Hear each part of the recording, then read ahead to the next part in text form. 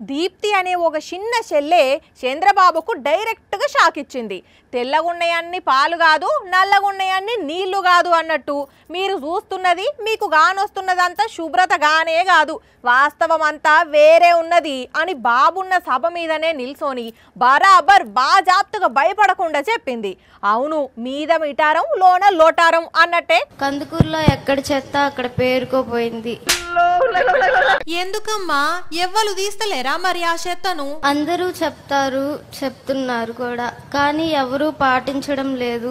కందుకూరులో ఎక్కడ చెత్త అక్కడ పేరుకోపోయింది.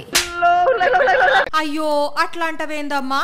ఇవాళ చూస్తే కందుకూరంతా ఖతర్నాక్ గా కనపడుతున్నది కదా. ఈ రోజు సీఎం గారు వస్తున్నారని అందరూ చెత్త తీయడం జరిగింది.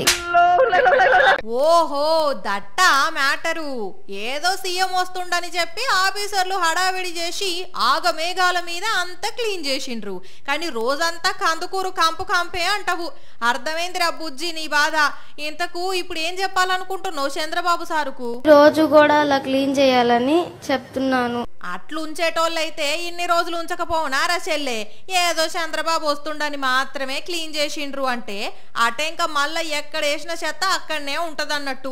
ఎంతైనా కూటమి సర్కారు కదా, మీదికి చూపేది ఓ తారీఖుంటది, వాస్తవం ఇంకో తారీఖుంటది అని అంటున్నారు ఈ చెల్లె మాటలిన్న కొందరు పబ్లిక్.